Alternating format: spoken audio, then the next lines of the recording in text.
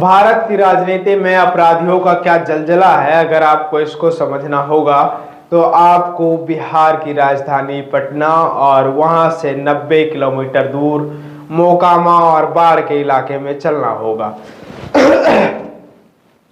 एक बड़े बाहुबली या कहें एक बड़ा दबंग जिसने हत्या, लूट, फिरौती, रंगदारी, चोरी जैसे आरोपों को झेला है या तथ्याधिक है उन पर लगा भी है, ऐसे आरोपों का अभियुक्त बेऊर जेल से जब निकला तब उसको छोटे सरकार कहकर जिंदाबाद के नारे लगाए गए। छोटे सरकार के जेल से छूटते ही तमाम लोग उसके चरणों पर गिर गए और सेल्फी लेने के लिए मरे जा रहे हैं। मैं बात कर रहा हूं बिहार के बाहुबली अनंत सिंह की।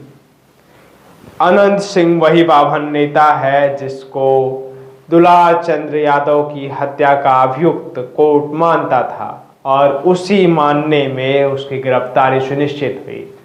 चुनाव से ठीक पहले अनंत सिंह को गिरफ्तार कर लिया गया था, उसको बेऊर जेल भेज दिया गया था और अब 4 महीने बाद अनंत सिंह जमानत पर पुनः अपने कर्म क्षेत्र लौट आया है। जेल से चुनाव जीतने वाला ये एक बड़ा बाहुबली माना जाता है। बाहुबलियों की लिस्ट में इसका भी नाम जेल से चुनाव जीतने वाले बाहुबलियों की तरह लिया जाता है। पूरे आवास को, पटना के आवास को इसके गेंदों के फूलों से सजा दिया गया और पूरे आवास तक काफिला लग गया गाड़ियों का और उसके बाद ये अपने आवास पर पहुंचा। जेल से, बेऊर जेल से करीब 70 गाड़ियां इसको एस्कॉर्ट करती हुई, इसके लैंड क्रूजर को एस्कॉर्ट करती हुई इसके पटना स्थित आवास पर ले गई। वहां पर 3 लाख रसगुल्ले और समोसे बने हुए थे, जहां समर्थक भारी मात्रा में अनंत सिंह का इंतजार कर रहे थे। उन्होंने इसको शुभकामनाएं दी और इसके साथ सेल्फी खिंचवाई और कहा यह असत्य पर सत्य की विजय है। अब मैं न्यायालय से अनुरोध करना चाहता हूं, न्यायालय अपनी गलती को स्वीकार करे और माफी मांगे। एक ऐसे सज्जन व्यक्ति की हत्या का आरोप लगा, जिन दोनों सज्जन व्यक्तियों पर रेप, गैंगस्टर, हत्या में शामिल होना, फिरौती मांगना, रंगदारी वसूलना, जमीन कब्जाना, इन सारे संगीन अपराधों की श्रेणी में मुकदमा पंजीकृत था और साबित भी हो चुका था। चाहे वो दुलार चंद्र यादव हुए, चाहे वो अनंत सिंह हुए, दोनों पर ही इन श्रेणियों में मुकदमा दर्ज किया गया था। मतलब अगर आप आम भाषा में समझे तो 302, 420, 376, 307 जैसे संगीन अभियुक्त धाराओं में इन पर मुकदमा पंजीकृत था और ये उनके अभियुक्त थे। इसमें सजा भी काट चुके हैं। तो क्या न्यायालय में बैठा हुआ न्यायाधीश मदांध है? उसको कुछ सोचने समझने की क्षमता नहीं है?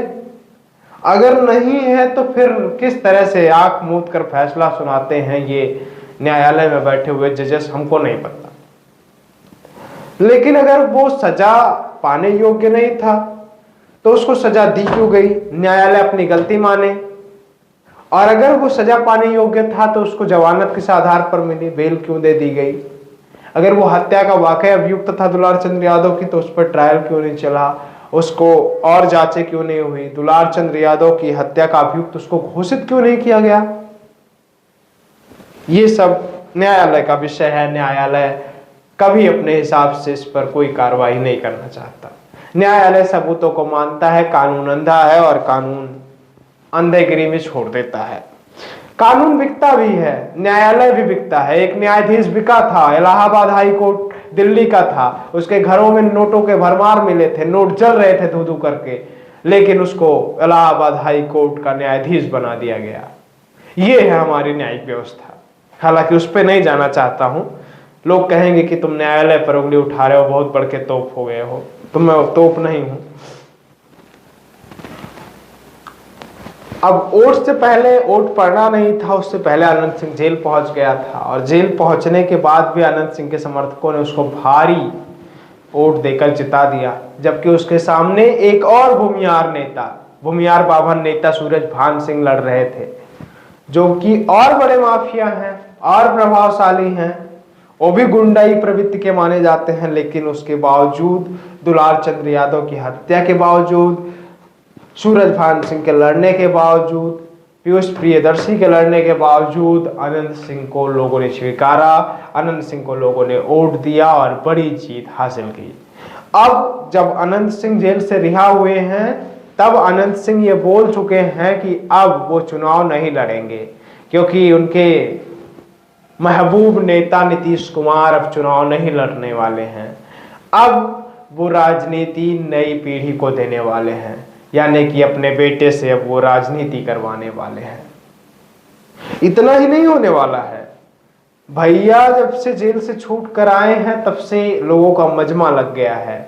लोग साक्षात्कार करना चाह रहे हैं अनंत सिंह के साथ, और उनके समर्थकों का भी इंटरव्यू हो रहा है। समर्थक कह रहे हैं कि भाई हम, सत्य की जीत हुई है, हमें न्यायालय पर भरोसा था और न्यायालय ने हमें छोड़ दिया, हमें बेल मिली, हम खुश हैं। इतना ही नहीं हुआ है, और भी बहुत कुछ हुआ है। 50 किलोमीटर लंबा रोड शो मोकामा में अनंत सिंह करने जा रहे हैं और जीत की बधाई अब उनको दी जाएगी।